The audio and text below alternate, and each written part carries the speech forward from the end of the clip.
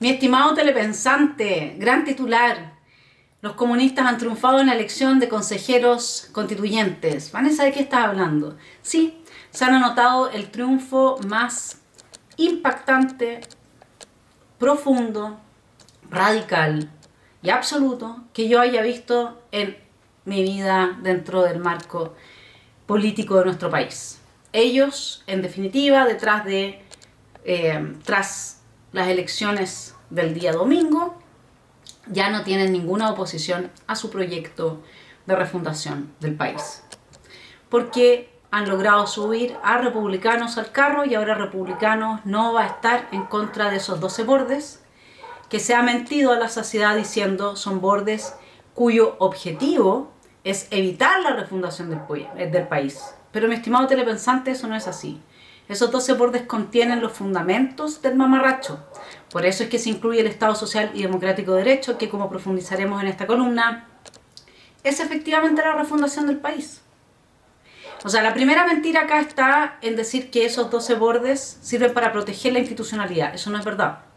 Esos 12 bordes concretan, de forma quizás más lenta, el proyecto rechazado el 4 de septiembre. Lo llevan a la práctica, lo aseguran. Eso no es posible hablar de otro modo. Y los únicos, y este es el gran triunfo del Partido Comunista, los únicos que se estaban yendo en contra de estos 12 bordes, que no los pactaron, que no los firmaron, que no iban con el proceso, eran republicanos.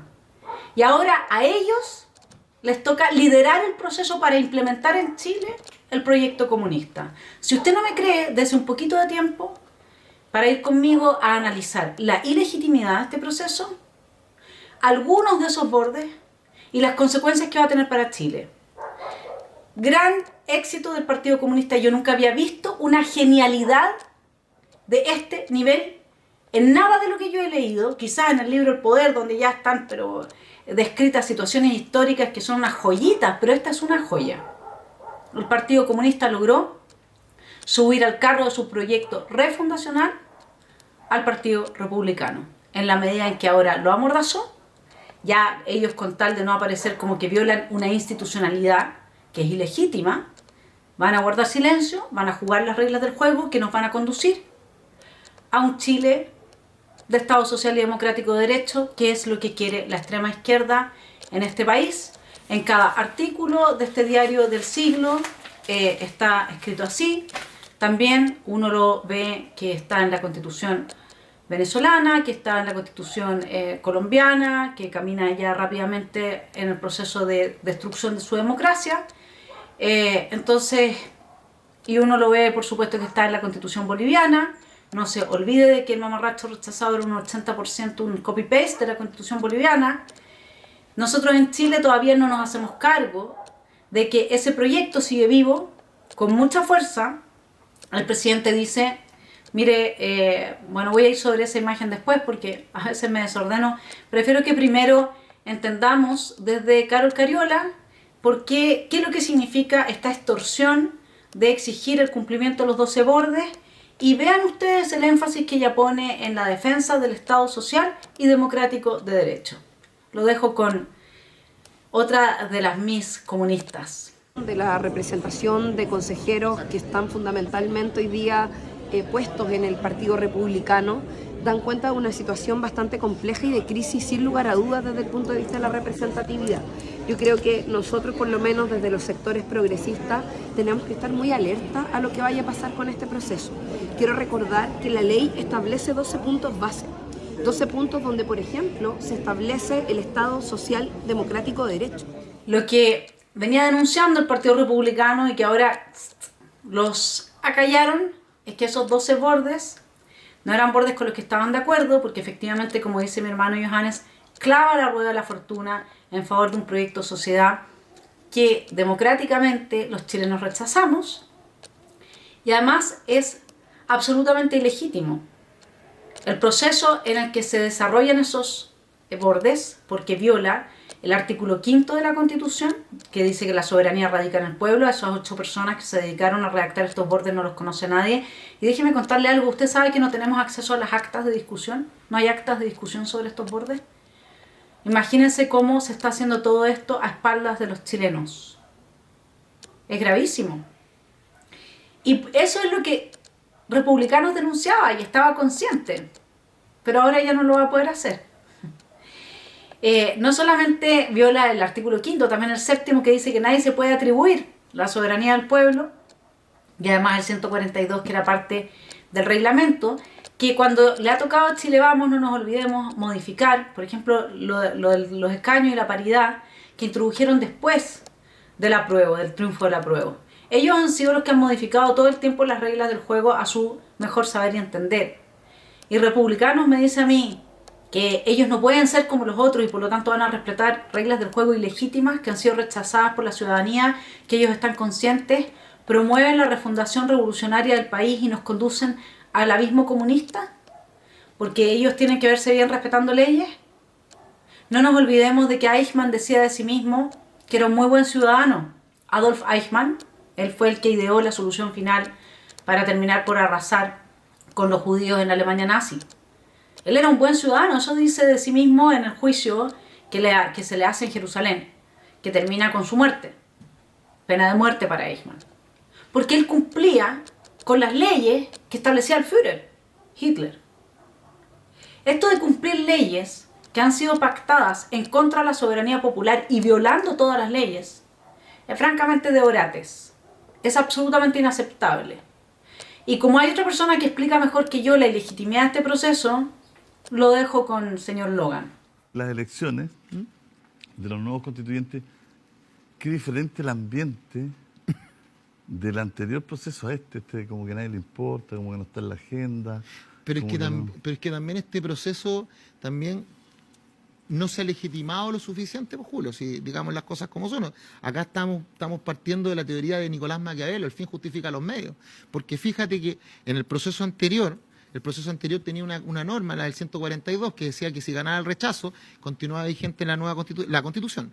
Y la Constitución, en el artículo 5, dice que la soberanía reside esencialmente en la nación y se ejerce por el pueblo a través del plebiscito y demás elecciones establecidas en la Constitución y las leyes.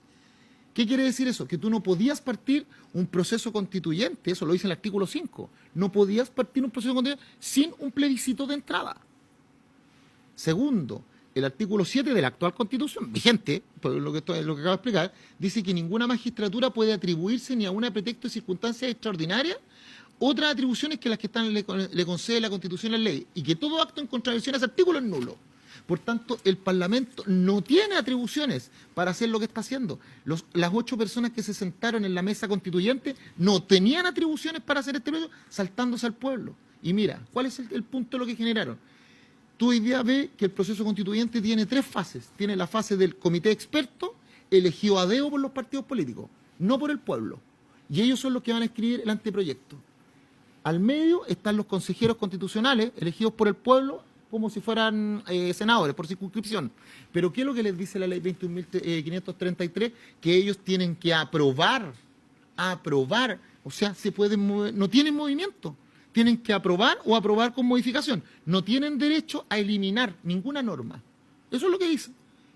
Y el tercero de los organismos es el comité, los árbitros que le llaman, pero tiene un nombre, se llama comité de admisibilidad, el comité de admisibilidad. Entonces, piensa en un sándwich, una parte, y que el comité de admisibilidad, los árbitros elegidos a dedo por los partidos políticos, y no cualquier partido político, los partidos políticos del sistema político que se sentaron en esa mesa constituyente. Y no se te olvide, Julio, que en el 2015 y 2016 esos mismos partidos fueron los que se reficharon ilegítimamente.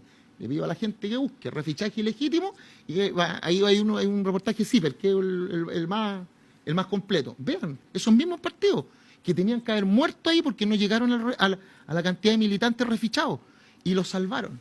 Esos mismos son los que hoy día le están haciendo el proceso constituyente a la gente. Bueno, mi estimado telepensante, está más claro echarle agua, ¿no? Todo esto es absolutamente ilegítimo y usted me puede decir, bueno, Vanessa, ¿qué esperas que haga Republicano? A ver, de partida ellos no pueden hacer mucho, seamos realistas, y es que aquí, no sé de qué se convencieron, de que ellos pueden redactar una nueva constitución. El proceso es absurdo, si ellos no pueden hacer nada prácticamente.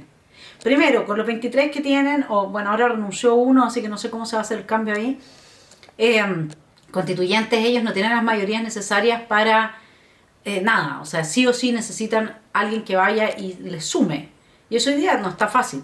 No creo que Chile Vamos se quiera sumar al Partido Republicano, porque Chile Vamos está en este tongo con los demás partidos de la extrema izquierda aliado. O sea, usted se fijó lo que dijo el abogado consultado, el abogado Logan, y yo también lo trabajé en profundidad en una columna anterior, que es como ellos incluso en el registro de sus partidos no lo hicieron de acuerdo con la ley. O sea, imagínense que los partidos que hoy día están representando a los ciudadanos chilenos se volvieron a registrar sin cumplir con los requisitos legales. Pero Republicanos es tan machaca que no puede seguir denunciando un proceso por su legitimidad y su carácter refundacional y tiene que cumplir las leyes que le pusieron los totalitarios. De verdad es desquiciado. Yo no puedo creer cómo pueden manejar de bien psicológicamente los comunistas a sus adversarios. El comunista sabe el amor a las instituciones, a las reglas y al Estado de Derecho que tiene la gente de derecha. Por lo tanto sabe que si cambia esas reglas, luego la derecha va a obedecer esas leyes simplemente por amor a la ley. Pero es que no hay virtud en la obediencia, porque la obediencia no es buena per se. Hay que ver también qué es lo que obedecemos. Y eso es muy importante.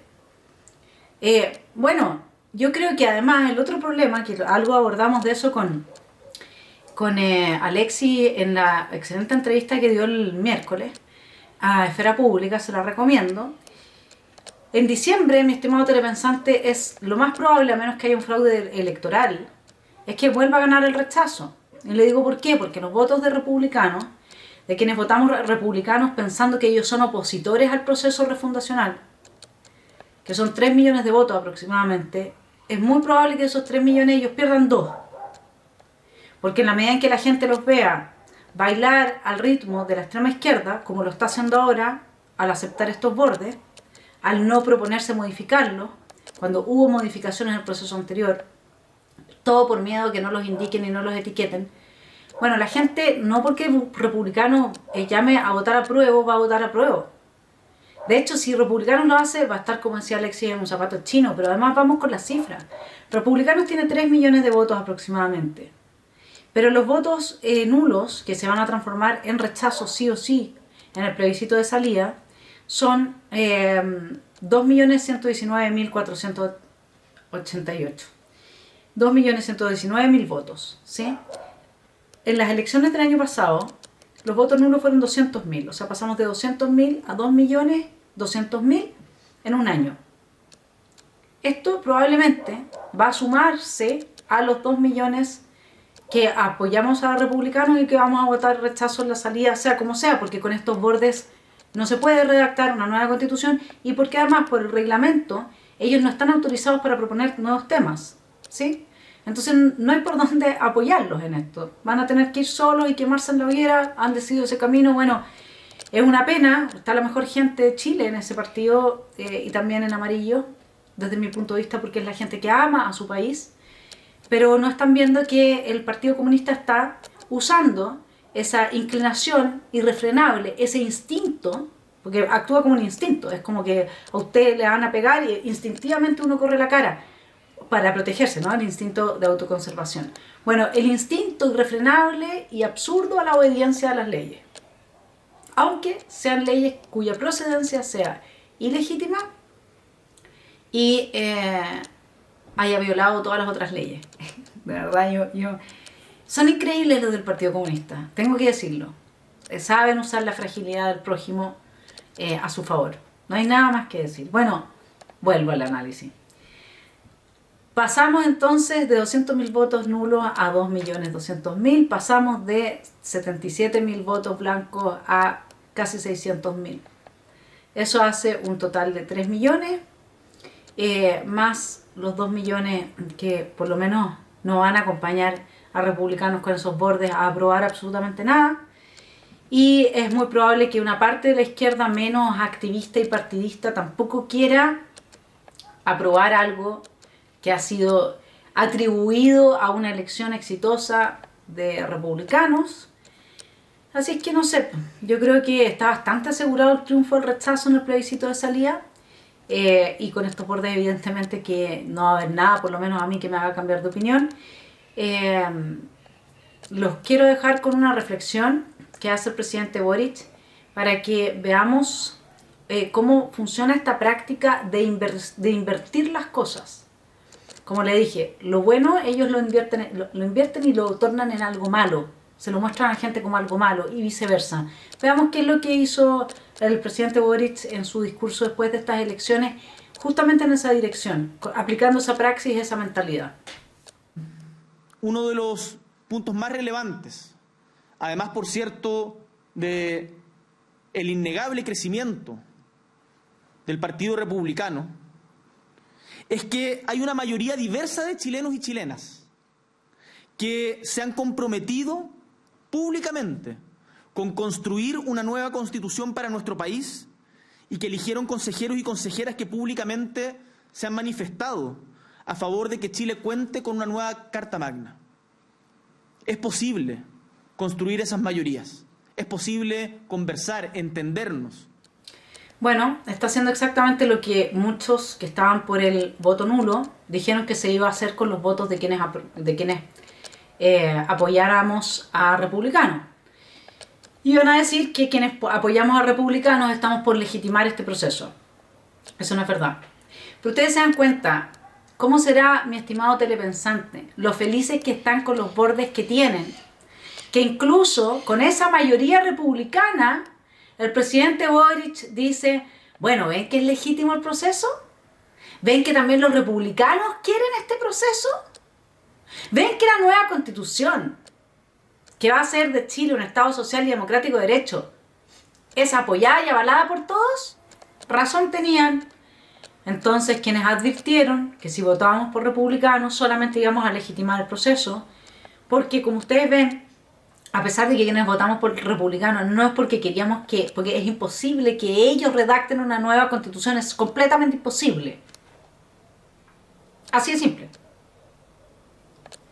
Por lo tanto, quienes votamos por republicanos no lo hicimos para legitimar el proceso, sino que para, a través de los republicanos, forzar el proceso de manera tal de terminar con él, de acabar con este asunto, de que quede la Constitución de 2005 con las reformas que sean necesarias, entre ellas la prohibición de los partidos que promueven la violencia como modo de llegar al poder. Nunca a nadie que yo conozca se le ocurrió decir que republicanos iba a redactar una nueva constitución. Entonces, efectivamente, Boric invierte las cosas y en lugar de ver que este es un voto de rechazo para todo este proceso, dice que es un voto que aprueba todo este proceso. Efectivamente, lo dieron vuelta. Miren lo inteligente que es el Partido Comunista. Entonces, si republicanos quieren ponerle fin a esto, porque está la amenaza de que entonces vayamos por un tercer proceso constituyente, lo que debieran estar haciendo es presionar y públicamente llamar al Congreso a redactar un nuevo artículo 142 con consecuencias civiles y penales en caso de incumplimiento. Eso es lo que tienen que hacer los republicanos. No tienen que hacer otra cosa. Y hubiera tenido todo nuestro apoyo y se hubiera sumado muchísima gente y hubiera sumado a los 3 millones de votos entre nulos y en blanco si es que se hubiese ido en contra de este proceso claramente. Eso hubiera tenido 6 millones de votos. De aquí en adelante hubiesen sido gobierno, hubieran cambiado la historia del país. Pero como la izquierda y su poder psicológico y de extorsión es más fuerte, y el instinto a la obediencia es irrefrenable en los conservadores, que por eso es que yo trato de participar del mundo conservador, para que activen también su espíritu libertario, porque no podemos obedecer reglas que son ilegítimas, totalitarias y que tienen procedencia y origen revolucionario y refundacional, rechazado además por la mayoría de la ciudadanía. Y uno se debe a quienes votaron por uno. Eso no se puede olvidar. Y por mientras, mi estimado telepensante, el señor Boric, fíjese usted, dice que no va a cambiar su programa de gobierno porque las coyunturas no implican hacer ningún tipo de cambio. Eso es tener principios ideológicos y no cambiarlos bajo ninguna circunstancia asegura el éxito en política. Justamente es la razón por la cual la gente votó por consejeros republicanos, porque habían sido consistentes en su rechazo a todo este proceso y denunciar su ilegitimidad. Bueno, quiero entonces que entendamos que el Estado Social y Democrático de Derecho, que es el borde, sin duda, que cambia absolutamente nuestras vidas y refunda completamente el país. Yo sé que he traído este video antes, pero necesitamos tenerlo a la vista. Era la forma de régimen, de modelo y de gobierno impulsada por el socialismo del siglo XXI del señor Hugo Chávez. Lo dejo con el difunto. El planteo constituyente. Y fíjate que no tiene que ver directamente con la apertura hacia el socialismo, pero sin ello no hubiéramos logrado, esta maravillosa constitución que, aunque no habla de socialismo, lo proclama. La categoría del socialismo, no es una palabra, tú decías, es una categoría. Un Estado social de derecho y de justicia no puede ser otro que un Estado, socialista. Una sociedad justa, de iguales, como está dicho aquí 100 veces, no puede ser otra que una sociedad socialista.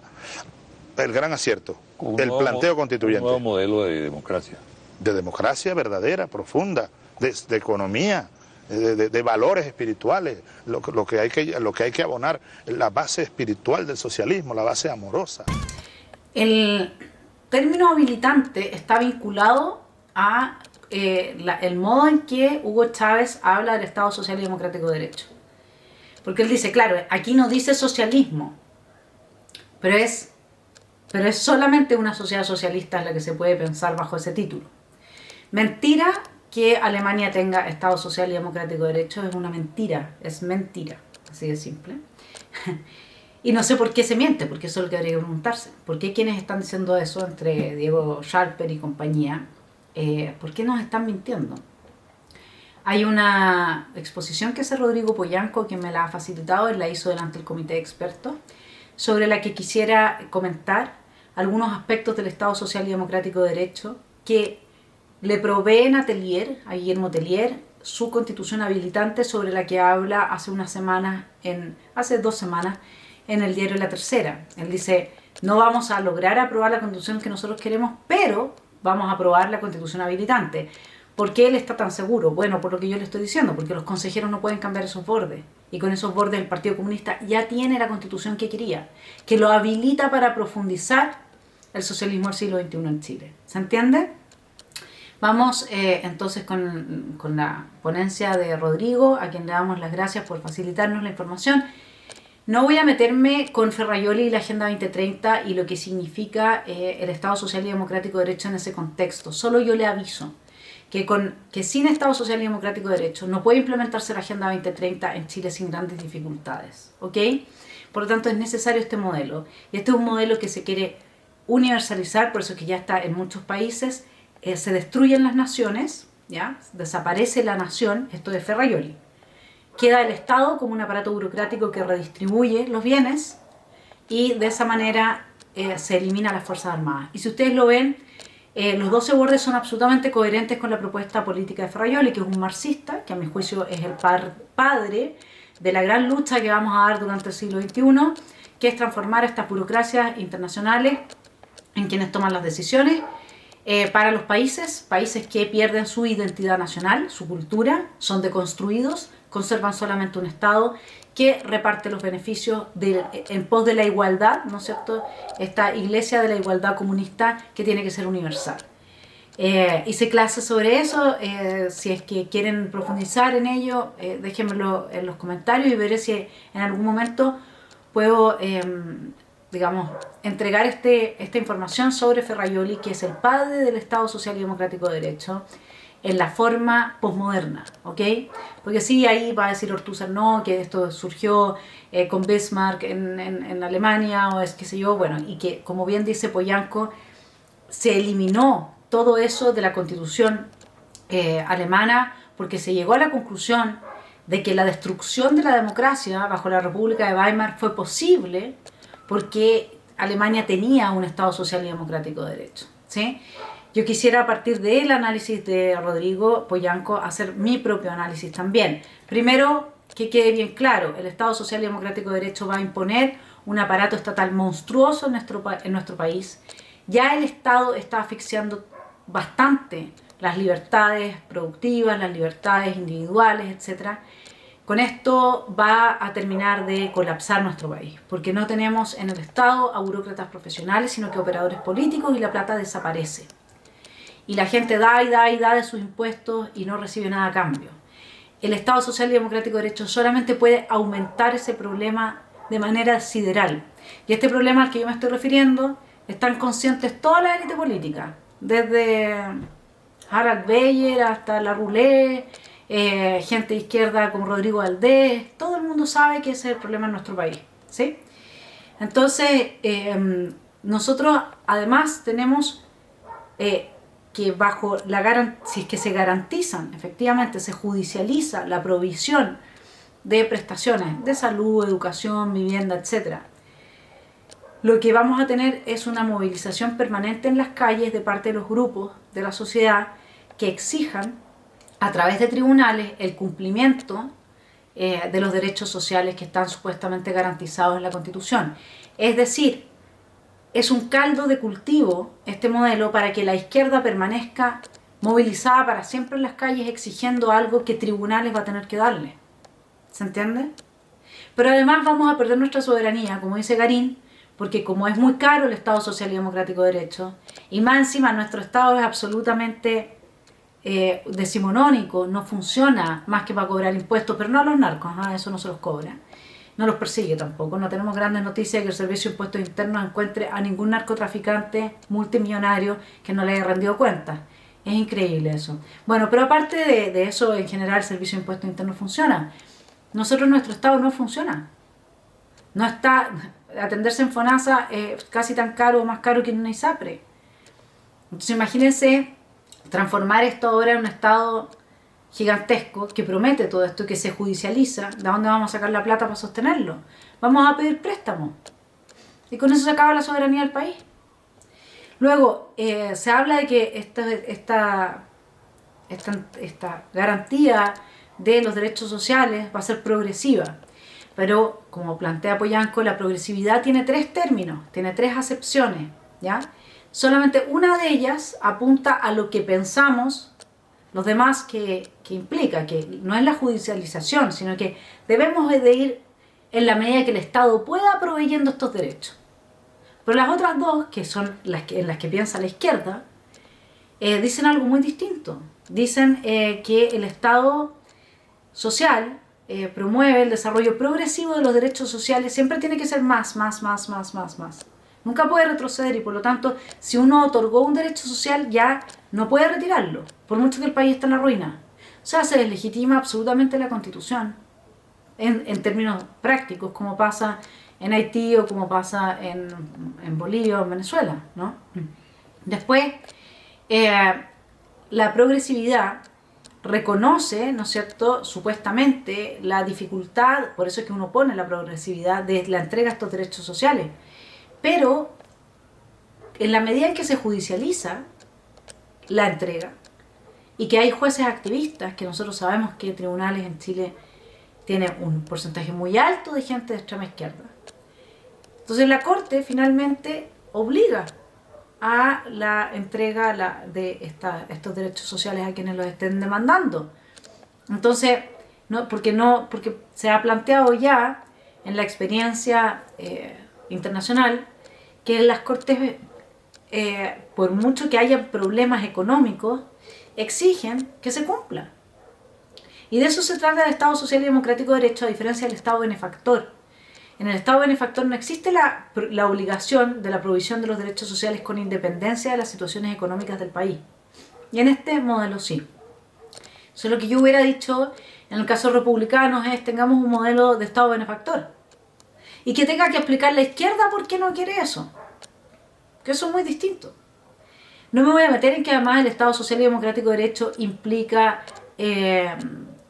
igualdad sustantiva, que fue rechazada, perspectiva de género, o sea, todo dialoga muy bien con la Agenda 2030 en su acepción posmoderna desde Luigi Ferrajoli. Pero además quiero que se entienda algo que ya lo planteé, pero volver a repetirlo.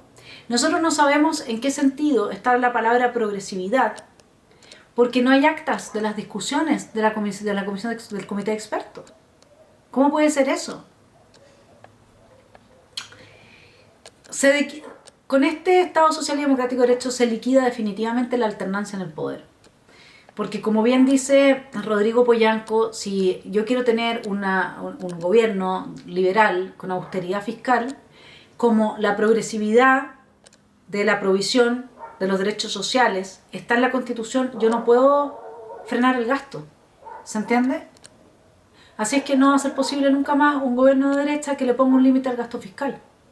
Porque la progresividad exige cada vez más gasto. Y no está asociada a ningún otro factor, por ejemplo, la productividad, las crisis económicas, etc. Nada. ¿Le parece que es razonable esto? No es razonable, mi estimado telepensante. La pregunta es por qué quienes defienden esto no manejan esta información básica, por qué el comité de expertos no se hizo cargo de la exposición de Poyanco y por qué hay gente que nos miente tan descaradamente como Diego Schalper.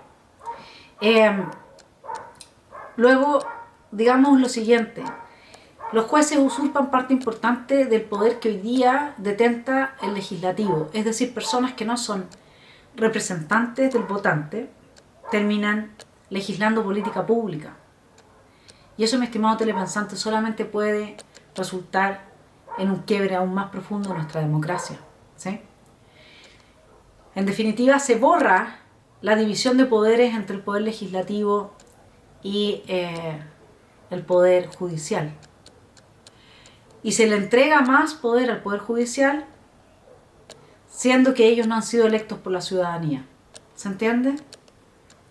Luego quisiera ir con una columna de Roberto Astauruaga, él es abogado de Comunidad de Justicia, respecto de los 12 bordes, donde él dice solo el tercero, en el tercero de los bordes se menciona la dignidad humana.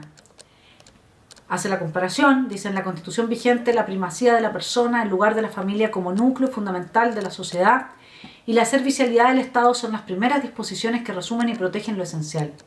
Ninguno de estos elementos se encuentra dentro de los bordes.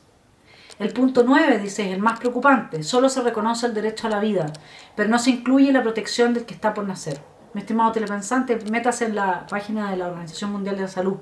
¿Sabe cuántos niños no nacieron en el año 2022? 78 millones de niños. Un país completo. 3 veces Chile. Esa es la Tercera Guerra Mundial.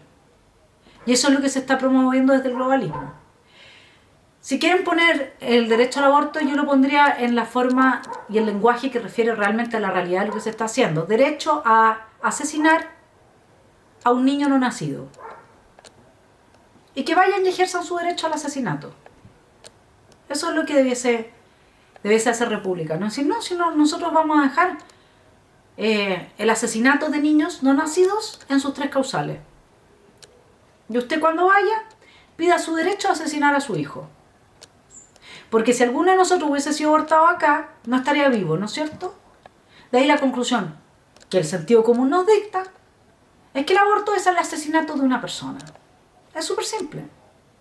Lo que pasa es que hoy día se corrompió incluso el sentido común.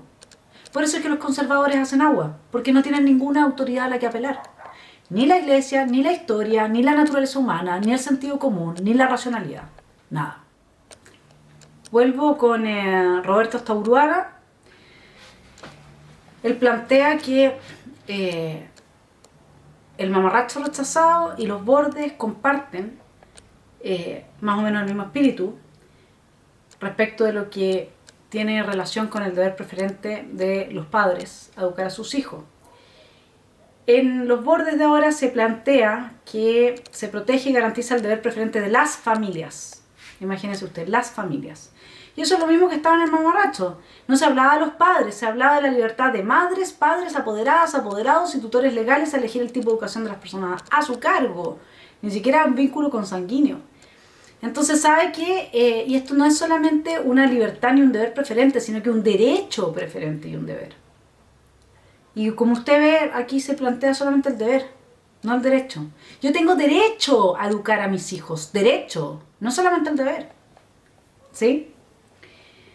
Bueno, en suma, termino con Roberto, el último elemento del punto 9 es la protección de los derechos de los niños, niñas y adolescentes de acuerdo a un interés superior. Bueno, es obvio, como él plantea acá, que con esto se abre absolutamente la puerta a la autonomía progresiva, la destrucción de las familias, etc. Además, le quiero recordar aquí lo que ya hablamos en otra columna anterior, el artículo 5 de nuestra actual Constitución establece que la soberanía reside esencialmente en la nación, su ejercicio se realiza por el pueblo a través del plebiscito y de elecciones periódicas y también por las autoridades que esta Constitución establece. En los bordes del proceso se borra la palabra nación.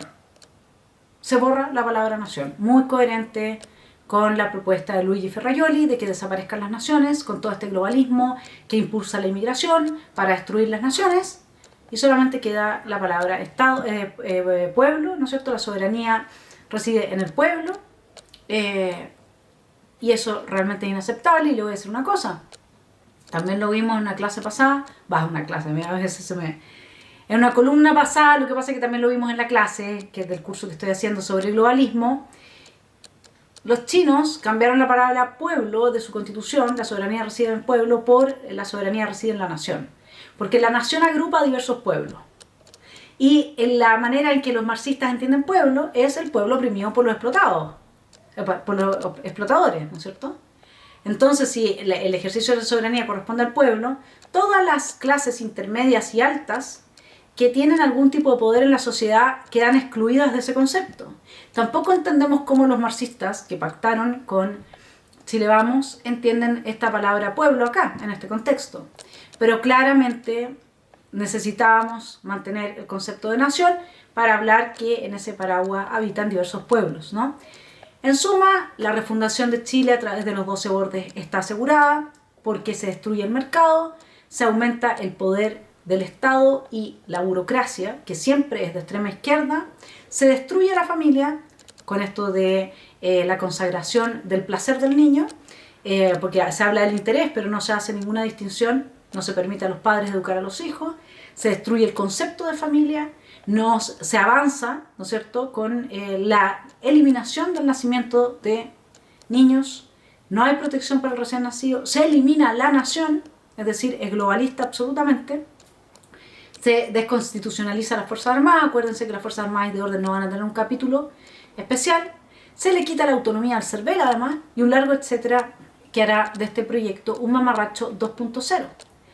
Entonces, la posibilidad que está planteando gente en Republicanos de cambiar los contenidos de las reglas es prácticamente cero, porque en la doctrina jurídica, la gran mayoría de las teorías y de, digamos, los principios, se establece que no se puede cambiar los contenidos a los conceptos, porque evidentemente que entonces queda al arbitrio del gobernante de turno qué es lo que significa el concepto, ¿sí? No se pueden redefinir ciertos principios como Estado social y democrático de derecho, porque eso ya está definido, ¿sí? No se puede redefinir. Ahora, que nuestros políticos lo hayan redefinido homologándolo al Estado benefactor, eso es una farsa que cuando uno va a un tribunal no corre. En el tribunal, al juez lo que le va a corresponder ver es que este es el título, estas son las estructuras jurídico-institucionales que componen este tipo de modelo de sociedad, y eso es lo que tiene que ser respetado. Por lo tanto, no pueden cambiarse los contenidos de los conceptos. No se puede dejar el titular y en la letra chica cambiar el contenido de ese concepto, menos todavía cuando sabemos que contamos con un aparataje de tribunales internacionales y nacionales con un alto porcentaje de jueces activistas de extrema izquierda. Eso, mi estimado telepensante, tendremos que luchar entonces, los ciudadanos ahora sin representación política, por el rechazo en diciembre. El gran triunfo del Partido Comunista fue haber anulado al único partido que dentro del espectro le hacía oposición y que podía capitalizar el rechazo al nuevo proyecto de diciembre en adelante. Que tenga buen fin de semana, no nos desanimemos, confiemos en que de alguna manera esto vaya a tomar un buen rumbo y por mientras a organizarse, a juntar apoderados de mesa, a hacer organizaciones, agrupaciones, sociedades, no sé, movimientos ciudadanos que convoquen al voto del rechazo en diciembre y a estudiar bien todos estos temas para que tengamos una opinión reflexiva, muy bien formada y no dejemos que nos impongan finalmente un modelo de sociedad que ya rechazamos ampliamente el 4 de septiembre. Que tengan un muy buen fin de semana. Saludos a los comunistas y su gran triunfo. Eliminaron a la oposición de su proyecto. Que tengan entonces un muy buen fin de semana. Saludos al Partido Comunista por haber hecho del triunfo de republicanos un triunfo propio, dado que hoy día ya no hay más resistencia a su proyecto refundacional. Todos con los bordes, todos con la refundación de Chile.